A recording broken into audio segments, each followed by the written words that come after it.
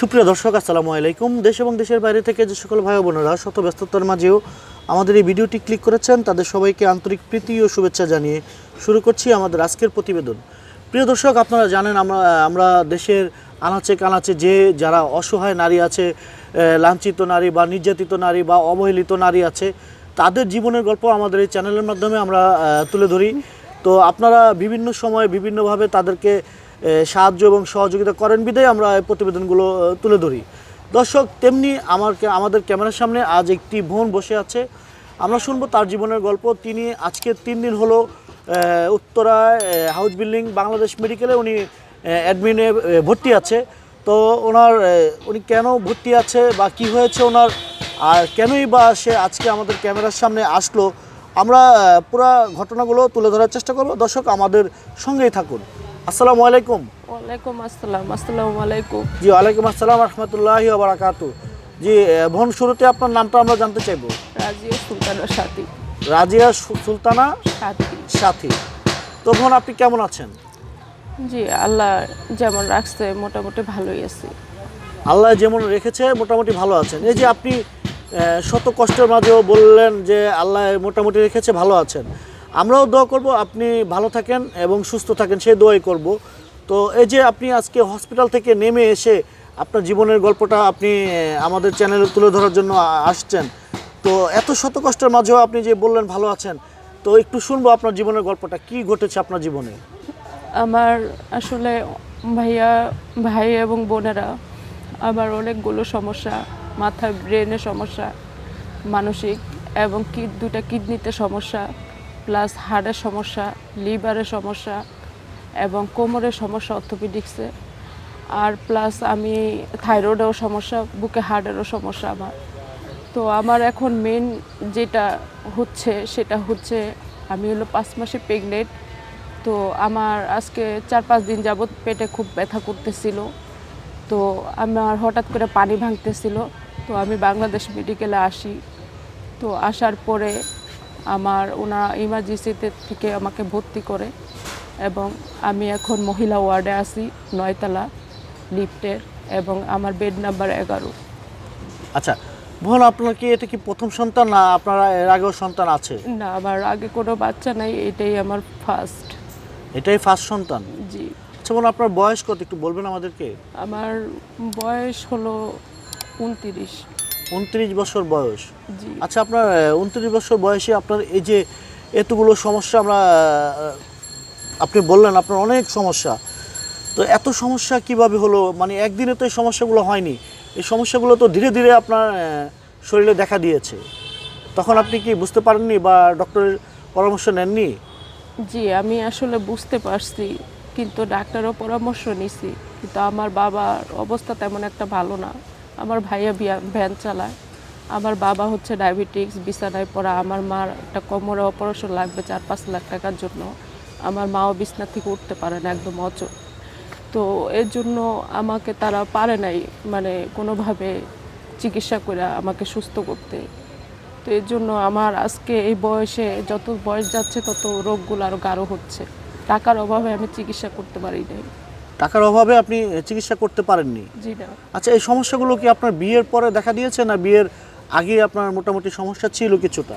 আমার বিয়ের আগে কিছুটা ছিল, বিয়ের পর আর কি গাঢ় হয়েছে। বিয়ের পরে আপনার সমস্যাটা গাঢ় হয়? জি। আচ্ছা, বিয়েটা কতদিন আগে হয়েছে আপনাদের? আমার বিয়ে হয়েছে আপনার মোটামুটি 3 বছর। মোটামুটি 3 বছর হলো? জি। তাহলে আপনার বিয়ের পরপরই মানে সমস্যাগুলো জোরালোভাবে দেখা দেয়? জি।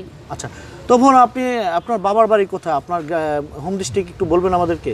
আমার বাবার বাড়ি হচ্ছে গোপালগঞ্জ, গোবরা, গোনাপাড়া। গোপালগঞ্জ? জি। আচ্ছা, তো গোপালগঞ্জ আপনার বাবার বাড়ি। আপনার স্বামীর বাড়ি? শরীয়তপুর, ডামুড্ডা থানা। আচ্ছা, তো আমরা জানতে চাইবো আপনার বাবার বাড়িতে আপনার আত্মীয় স্বজনের মধ্যে কেউ আছে যাদের টাকা আছে, পয়সা আছে, এই দুঃসময় আপনার পাশে এসে দাঁড়াবে? না, আসলে আমার আমার চাচারা কেউ বেঁচে নাই, আমার বাবাই শুধু বেঁচে আছে। আমার চাচাদেরও তেমন কোনো সামর্থ্য নাই। আর আমার বাবা তো নিজেই অসুস্থ, আমাকে কিভাবে হেল্প করবে? আমি তারপরেও বলতেছে, মা আমার তো তোর জন্য দোয়া ছাড়া আর কিছুই করণীয় নাই, এখন তুই শুধু আল্লাহকে ডাক। আচ্ছা, আপনার চাচা বা মামা, খালু, খালা এদের মধ্যে কেউ আছে? আমার খালারা কেউ বেঁচে নাই, আমার মা শুধু একা বেঁচে আছে। খালু মারা গেছে, এক খালু ছিল। আর আমার মামা একজন মারা গেছে, আর এক মামা হলো সে হচ্ছে ক্যান্সারে ভুক্তভোগী, সে বিছানায় পড়া। আচ্ছা, আপনার হাজবেন্ডের পরিবারে কেউ আছে আপনার পাশে দাঁড়াবে, আপনাকে একটু সহযোগিতা করবে আর্থিকভাবে? না, আমার হাজব্যান্ডেরও পরিবারে কেউ নাই। আমার হাজব্যান্ডও, আমি যেরকম আমার হাজব্যান্ডের পরিবারও সেরকম দারিদ্র্যের ভিতরে চলতেছে। আর আমার হাজব্যান্ড হচ্ছে ভাইদের ভিতরে 3 ভাই বোন। আমার হাজব্যান্ড একা এবং 2টা বোন আছে ছোট, বিয়ে হয় নাই। তো আমার শ্বশুরের ডায়াবেটিক্স, সে বিছানায় পড়া। আমার শাশুড়ি হাই প্রেশার, এবং তারা এখন গ্রামে বাড়িতে থাকে শরীয়তপুরে। আর আমি শুধু ঢাকা থাকি। তো আমার স্বামী মাদ্রাসায় চাকরি করে, তো 9,000 টাকা বেতন পেয়ে ঘর ভাড়ায় দিতে হয় 5,500 টাকা।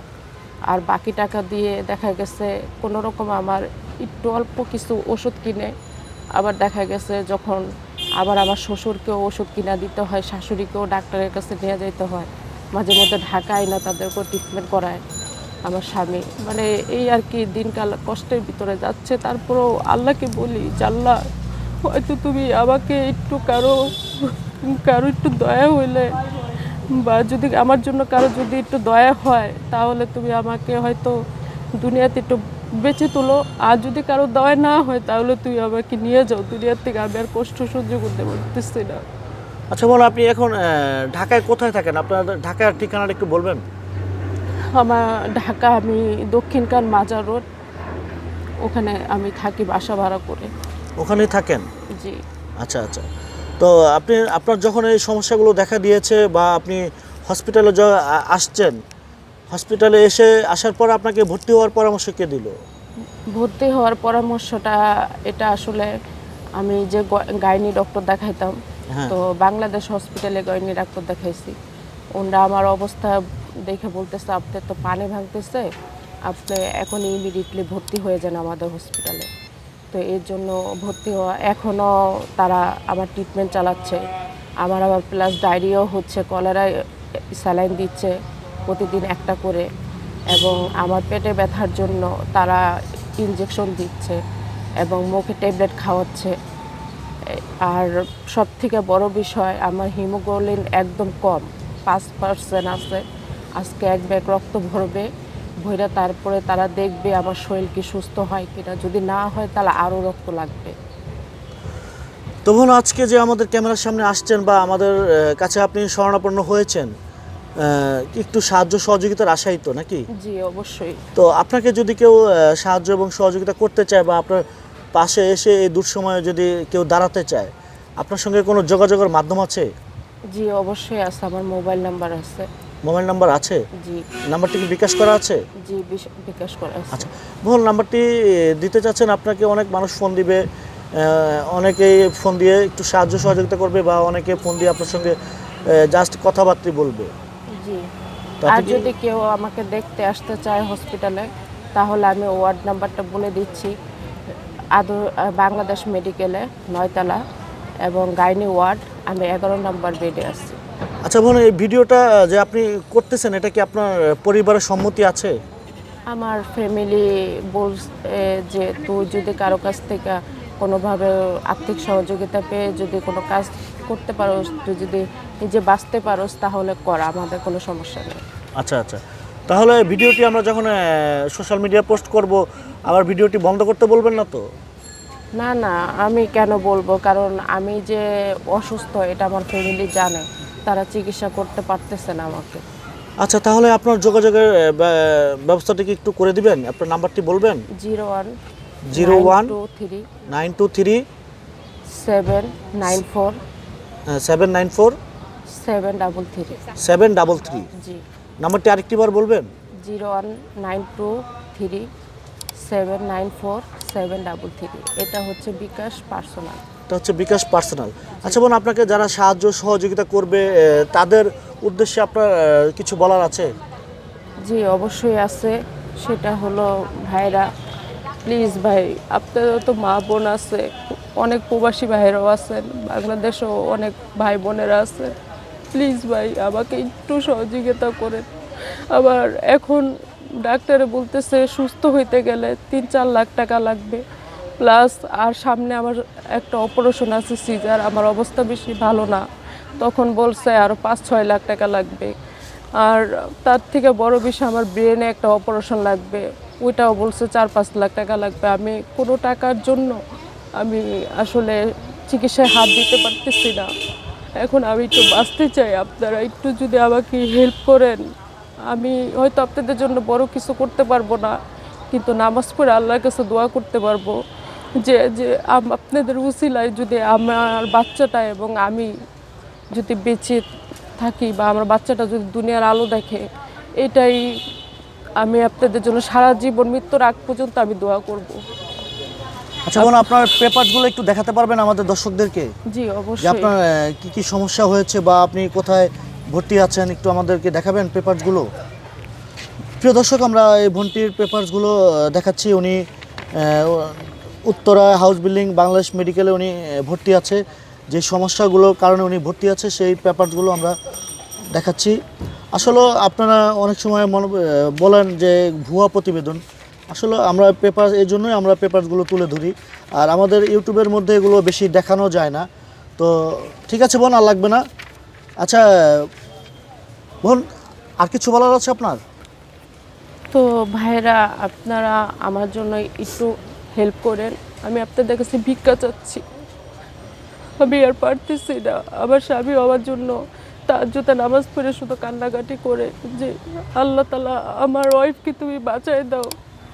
কেউ একজন ব্যক্তি এসে আমাকে একটু হেল্প করুক, যার দ্বারা আমার স্ত্রীকে যেন আমি চিকিৎসা করে যেন পরিপূর্ণ সুস্থ করতে পারি।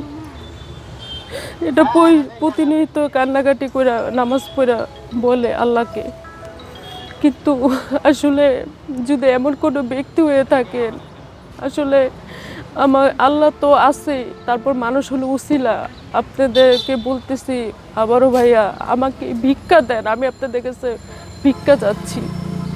তো ঠিক আছে বোন, আপনি ভালো থাকবেন। প্রিয় দর্শক, আপনারা যারা শুনলেন এই বোনটির জীবনের গল্প, এই গল্পটি শোনার পরে যদি আপনাদের শরীরে বিন্দু পরিমাণ মায়া লেগে থাকে, তাহলে আমরা আশাবাদী আপনাদের সাহায্য এবং সহযোগিতার হাতটি বাড়িয়ে দেবেন এই অসহায় বোনটির জন্য। তিনি ঢাকা উত্তরায় বাংলাদেশ মেডিকেলে ভর্তি আছে।